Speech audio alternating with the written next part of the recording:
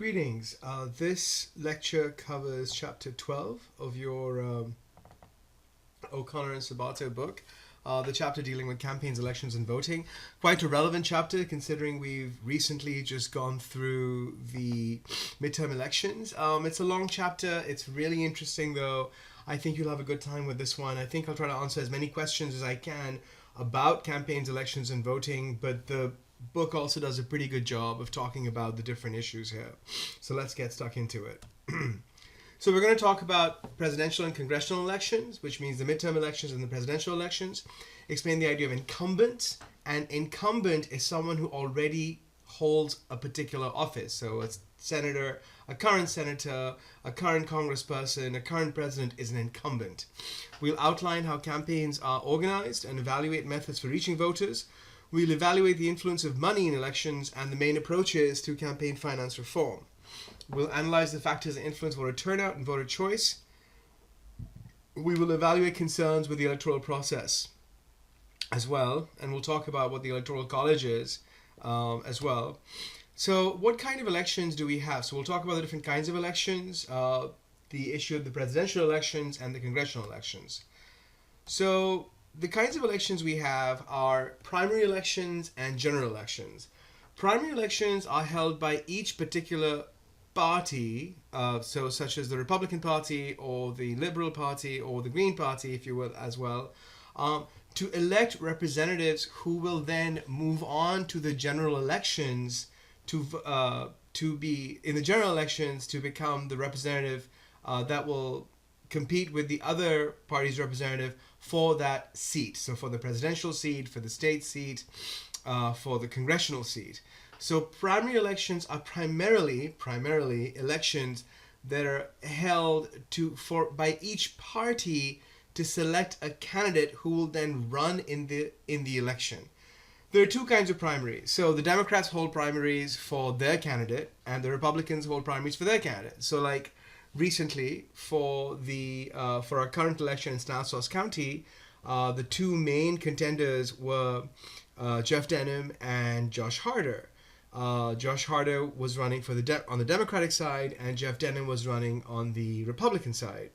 Jeff Denham was the incumbent, which means that he currently held the office of our congressperson. And the way that the primaries were held was so before the actual election, which happened, last month in November, about a year ago or 6, 7, 8 months ago, each party, the Democrat Party and the Republican Party, held primaries. And so in the primaries, I think Jeff Denham was basically the clear main contender for the Republican Party, and Josh Harder wasn't the clear main contender for the Democratic Party. Actually, there were a bunch of people running on the Democratic Party ticket. And so the way the Democrats handled that was whoever got the highest number in terms of percentage of the votes would then win the primary. So a winner-take-all primary, if you will. And they would then, that person would then run against a Republican incumbent who was Jeff Denham. So there are different kinds of primaries that are held. There are closed primaries, there are open primaries. Closed primaries are primaries that are held only for people who are registered for that particular party, and so they are the only ones that can vote. So a closed Republican primary would mean that only if you were a Republican could you go ahead and vote in that primary. An open primary means that anyone can vote, Republican or Democrat, for that particular person, whether they be running for a Republican or a Democrat. This can lead to some issues. One of the biggest issues is the idea of crossover voting. And what that means is, say that California, by the way, has closed primaries, which means that if you wanted to make sure that Jeff Denham became your Democratic candidate, you had to be a registered Democrat in order to vote for, if you wanted to make sure that Josh Harder became your Democratic candidate, you had to be a registered Democrat to vote in the Democratic primary to elect Josh Harder. The same thing with Jeff Denham. But if it's an open primary, what can happen is anyone can vote. Republicans could, vote for any Democratic candidate.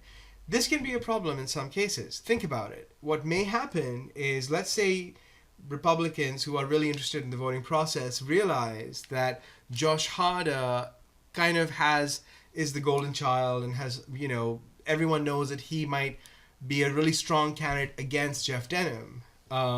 So in an open primary, Republican voters could make sure that they choose a much weaker Democratic candidate just so that that person wins the primary for that particular party, but that person is a weak candidate and really doesn't have the wherewithal to stand against the opponent, and as a result, they make sure that their guy or their girl wins. So that's one of the issues that could happen in open primaries.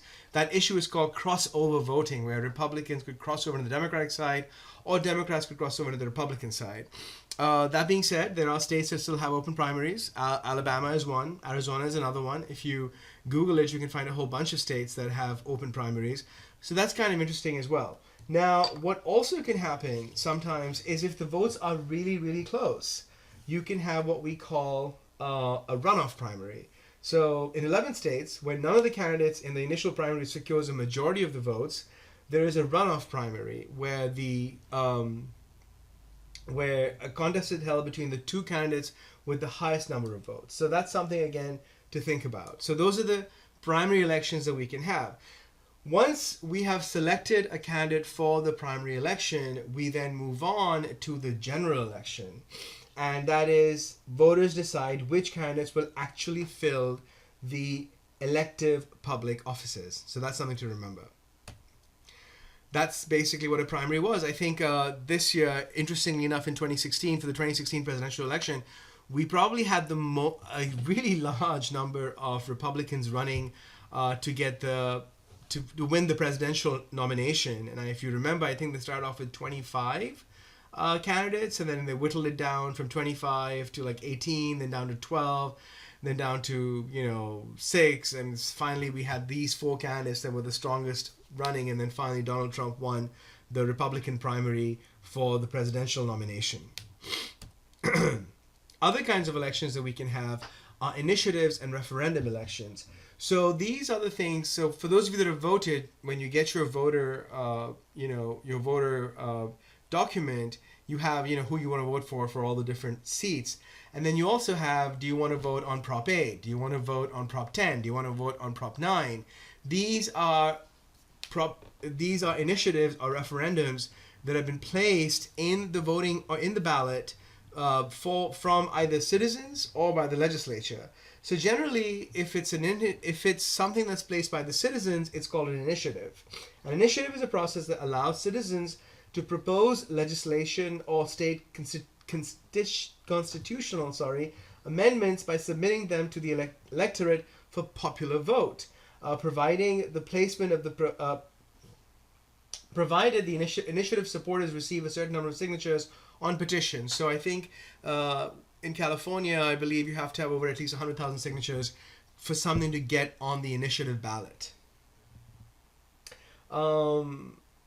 There are 2 primary types of referendums. In a legislative referendum, the state legislature submits proposed legislation or state constitutional amendments to the voters for approval. In most cases, it could be an increased tax, like the gas tax was a huge referendum, I think, that didn't pass, I believe. So that's something to think about as well. The state legislature almost always tries to either increase certain rules or increase a certain level of oversight. These are referendums being placed, and then there are initiatives being placed by the citizens. So that's another kind of election. Elections on how citizens want to rule themselves, or how citizens want to see what their state is doing. On top of it, it sounds like an amazing idea that citizens get the ability to make sure. Give me a second. Let me just make sure this is still recording. I always get a little nervous. Yes, it is. Good. Sorry. So the citizens want to make sure that that the government is really working for them, and so they place initiatives. But the truth is, a lot of the initiatives are actually sometimes placed by major corporations who have the money, the focus, and the ability to start, massive initiatives. One thing that comes to mind is a lot of conservative groups who made sure that Prop 8, passed in California, which was the proposition that kind of re-emphasized the idea that marriage was going to be primarily between one man and one woman, and the fact that GLBT people could not get married. So this really wasn't a citizen, and that's one of the reasons why it finally was deemed unconstitutional as well, because this really wasn't as much of a citizen initiative as it was certain conservative groups that had a lot of money who could place these sort of initiatives out there. Recall elections are basically recalling politicians. The public's ability to make sure that they can take back politicians who they feel do not work for them. Have recalls been getting more and more popular? Absolutely. As the book mentions, 65% of all recalls of state legislators have taken place in the past 30 years, and nearly half have occurred since 2010. So we have been trying to recall more and more politicians as we get, in the near future. Is this a good thing? Is this a bad thing? Well, if you look at it from face value, it seems that we seem to be much more involved in the political process. And maybe that could be true as well. But another thing that could be happening also is that, and then the book mentions this as well, is that nowadays state legislators, which means, just like we have a federal government, we have a state government. State legislators seem to be dominated by one particular party. So like this year in California, I think we may have one or two remaining, or less than five, I'm sure, remaining Republican state legislators. Every other state legislator in the state of California is Democrat. Now, that hints at a huge level of polarization.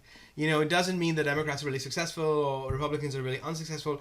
What it shows to political, theorists is this idea that it's becoming much more polarized and much more, elections are becoming much more polarized, much more angrier. And so people, when they see something, this high level of polarization means that if someone gets elected, that they just, that goes against the basic ideology of how the state is moving towards, this recall will be happening much more. So that is something to sort of think about, that's another kind of election that takes place. So we have primary elections, we have general elections, we have initiatives and referendums, and we have recalls. Why do citizens recall their leaders when leaders aren't working for them? Here is a really good thing showing Chicago, Illinois. The city of Chicago has had the highest number of shooting deaths in the past 3 or 4 years, and the city's mayor, Rahm Emanuel, really hasn't, put a lot of funding and money towards looking at certain parts of Chicago that are really, really affected, like the South Side, which happens to be one of the poorest spots of the neighborhood, and also happens to have the largest African American a population. And so here we see a huge push to see if Rahm Emanuel ought to resign, just because what's been going on in Chicago right now is absolutely terrible. So it's kind of interesting, citizens do recall their leaders when they feel that their leaders aren't working for them. So let's talk about presidential elections. So how are presidential elections held? Well, first of all, as we said, we have the primary, and there are different kinds of primaries. So the primary allows us to figure out who the candidate is that particular party is going to nominate to run for president. Okay, so the nominating process first and foremost requires a primary. There are different kinds of primaries. You have a winner-take-all primary, and you have a proposal